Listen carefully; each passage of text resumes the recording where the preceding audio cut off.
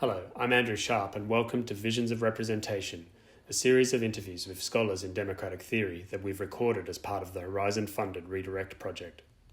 In these interviews, world-leading experts in democratic theory discuss their ideas about the shifting dynamics and practices of representation within contemporary political life.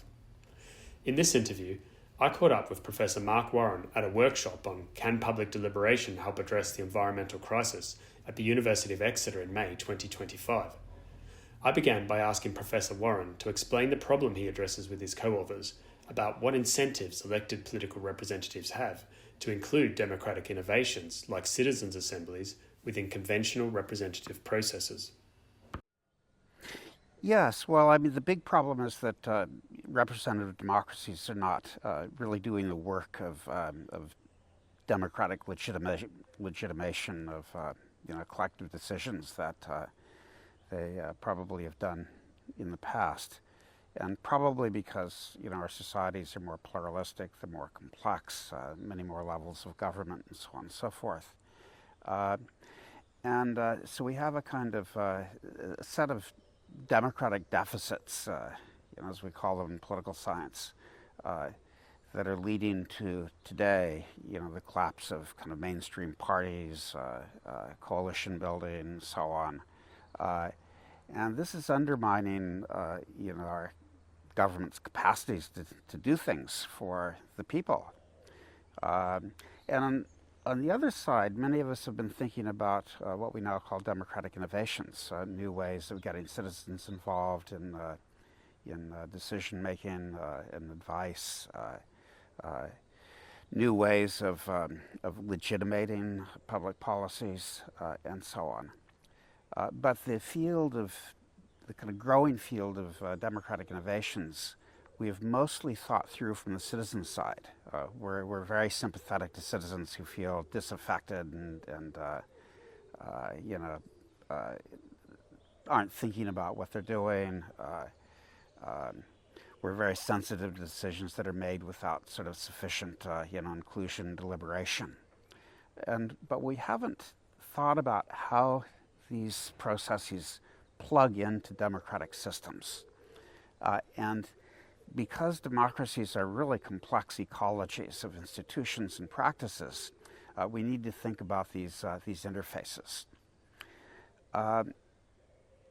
You add to this something that I often say, and I don't know if it's kind of literally true, but I think systems that are kind of 70% functional, if we can put it that way, and maybe our systems are about 70% functional compared to autocracies and so on, they're not going to revolutionize because they work well enough and they adjust enough so that they're not producing revolutionary movements. And so we need to think more about supplements and complements and, innovations that kind of plug the holes and the weaknesses in democratic systems. What we haven't done a very good job of thinking through is how democratic innovations would interface, plug in, and so on. And if we do that, we need to think about the kind of incentives and what I call the legacy institutions of democracy, the incentives of the people who are the most important stakeholders. Elected politicians have different kinds of incentives from, say, administrators. They're interested in votes, in their positions within parties, and the like. Many of the incentives are strategic. Yes, many of them are interested in good government and small d democracy. But most of them believe that they have all the democratic legitimacy they need by virtue of being elected.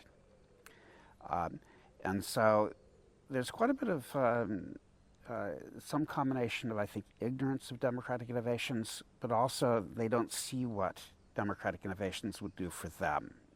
In the paper, we're interested in why political elites, especially elected political elites, might want democratic innovations. And we set aside political elites who are interested and knowledgeable about democratic innovations.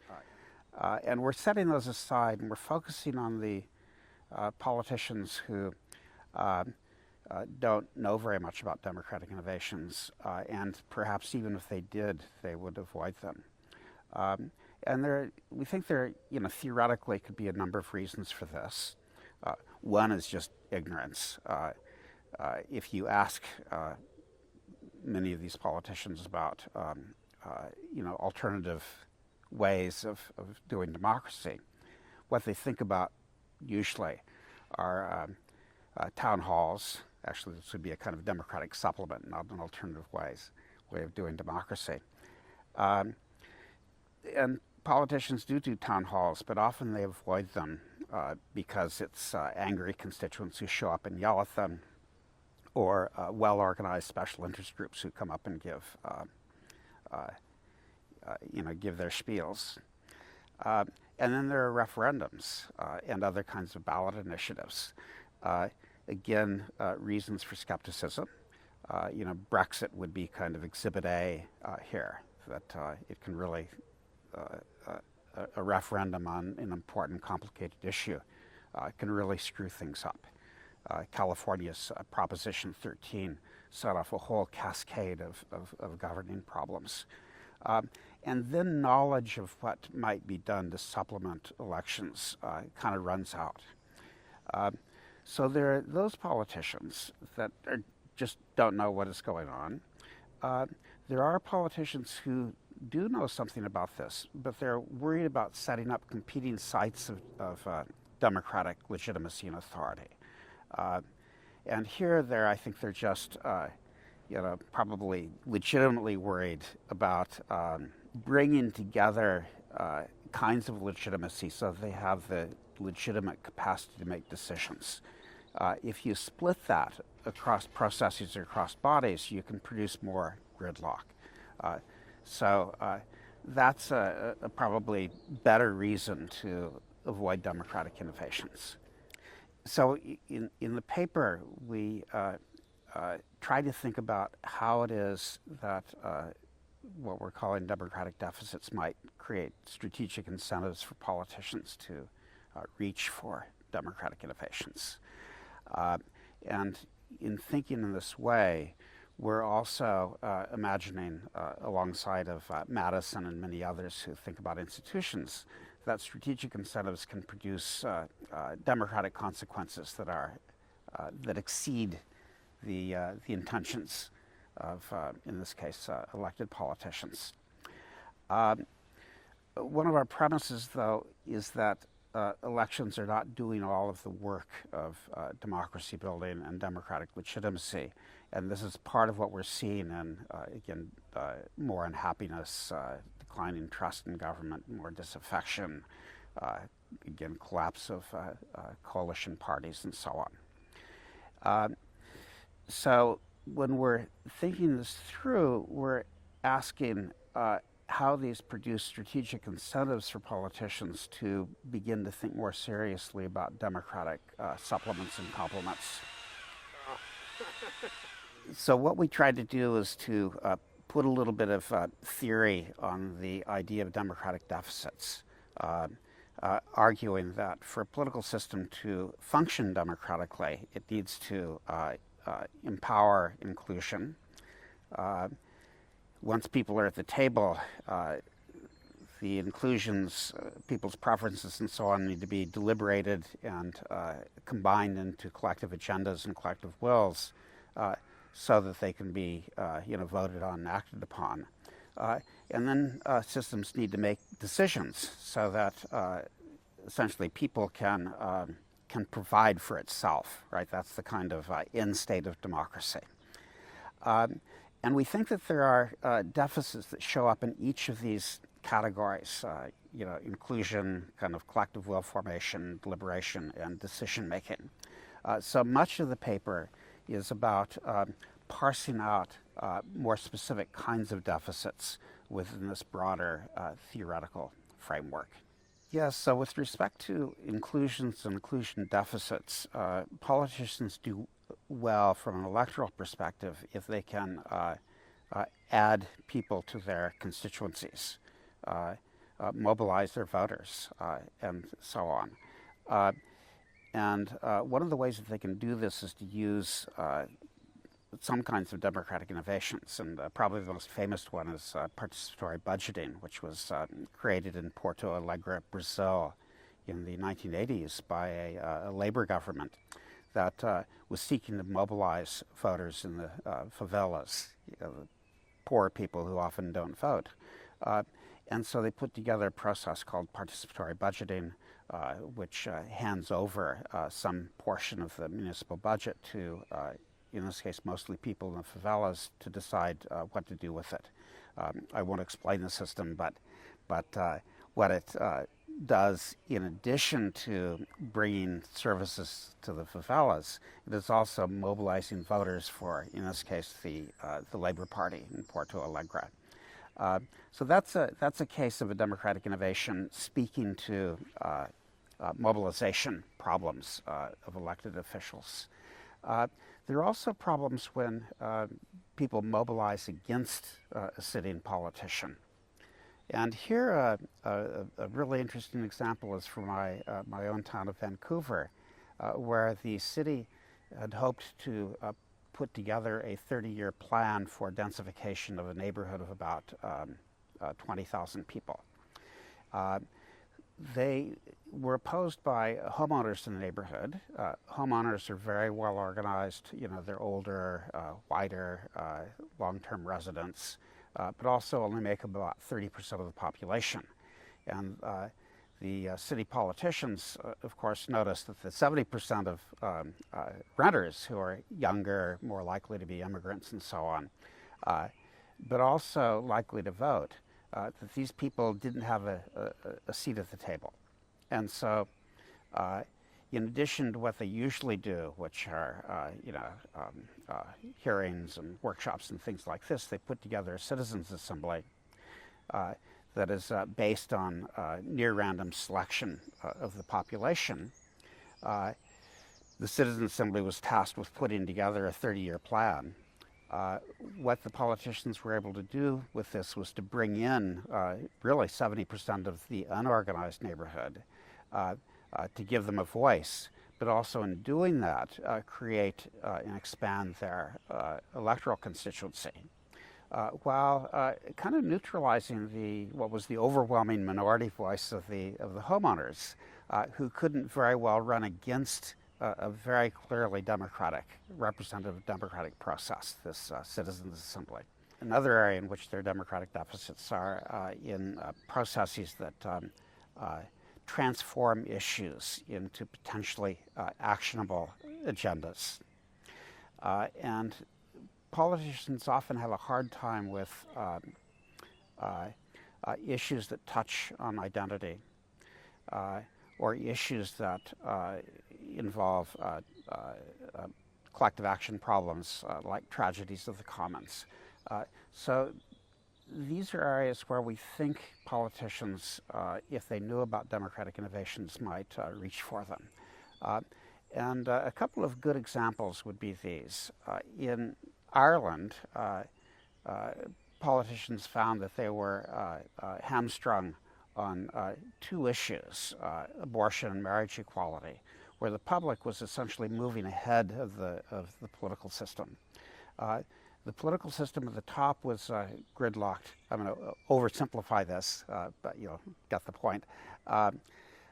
Gridlocked by church opposition to both marriage equality and abortion. And the political parties were both gridlocked internally with different views on these things.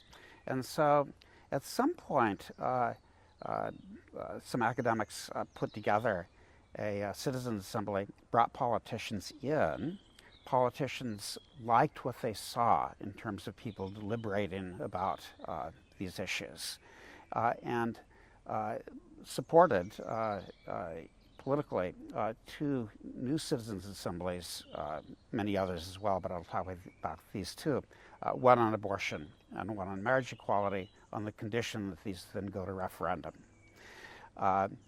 In this case, people worked through the problem of abortion and formed a referendum question, which was then put to a vote, and Ireland now has marriage equality. And the same with abortion.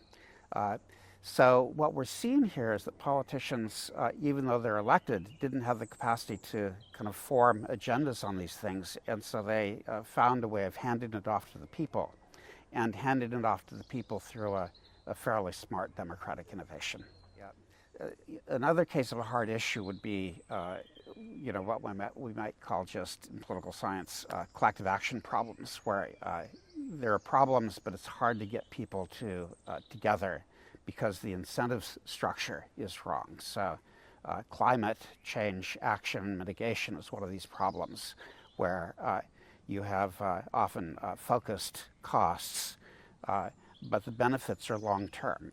And politicians often aren't in office long enough to get an electoral benefit from the long-term benefits of, say, climate change mitigation projects.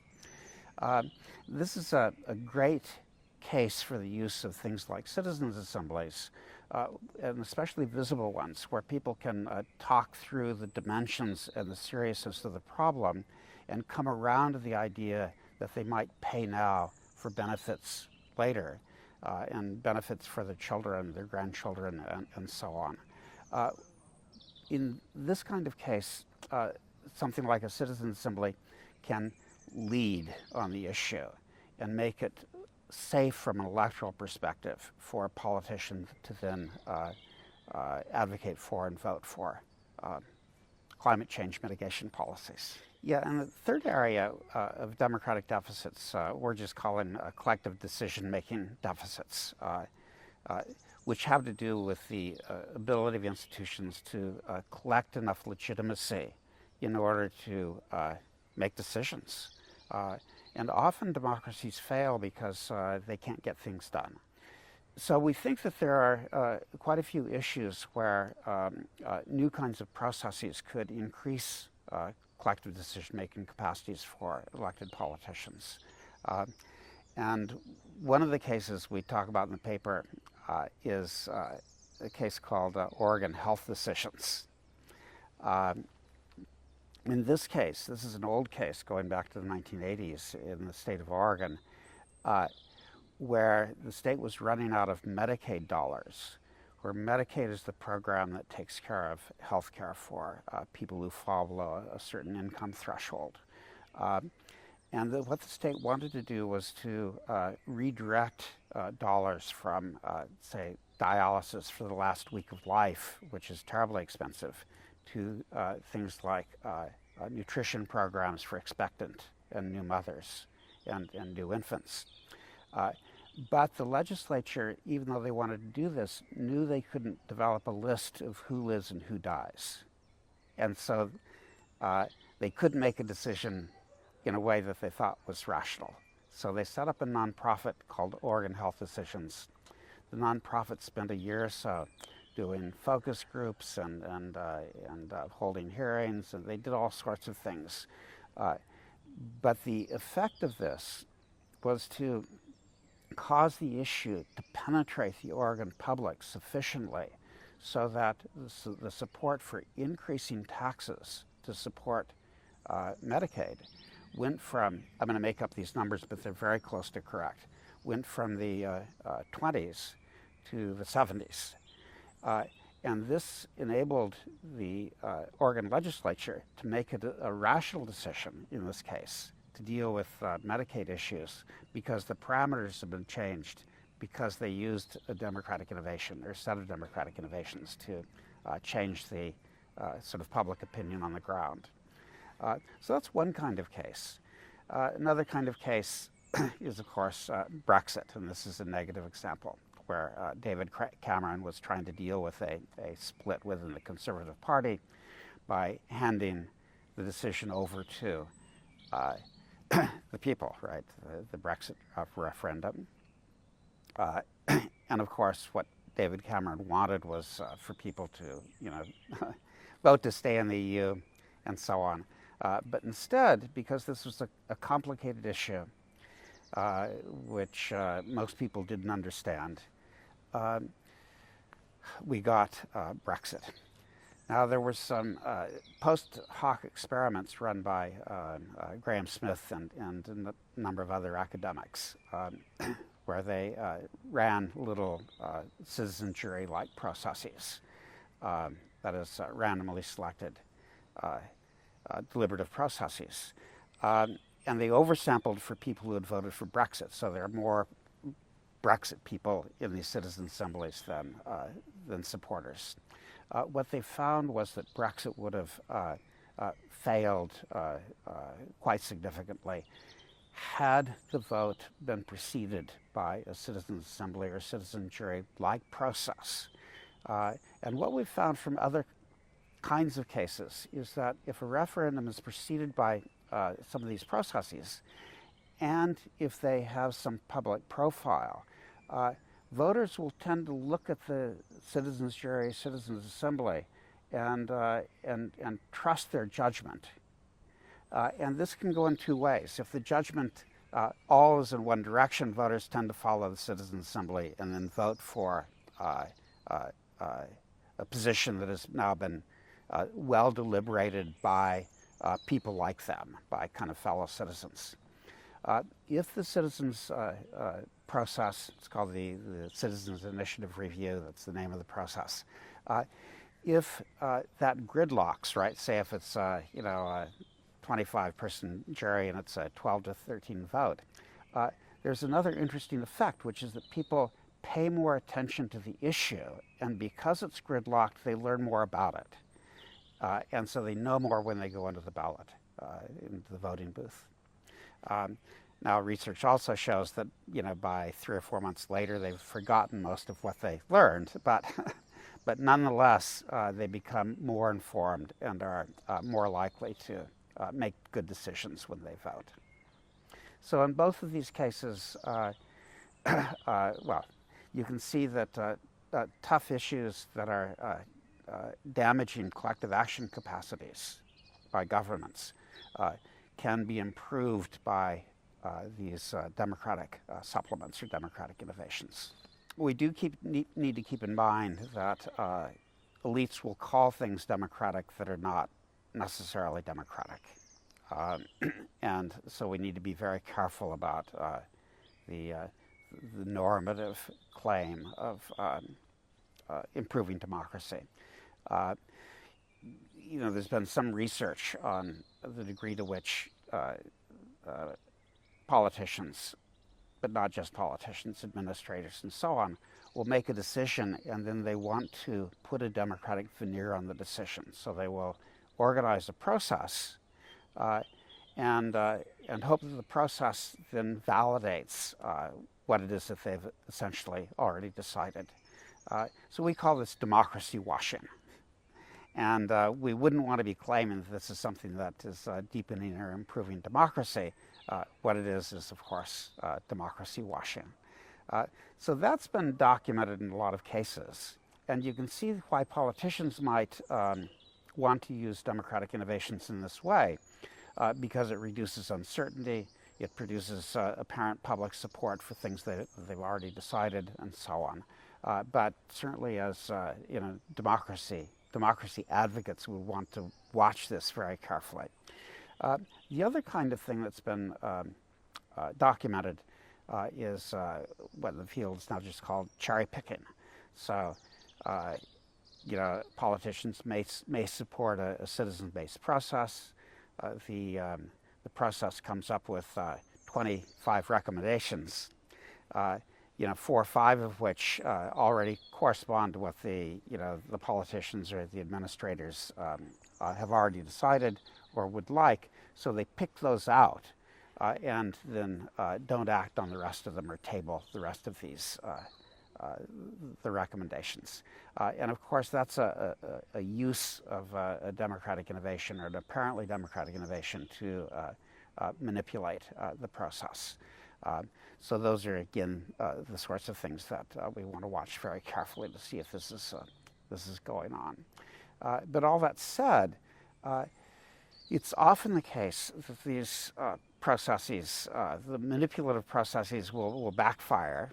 Advocates will notice, and So very often the democratically credible process will be the second or third try that elites who know about these things will try.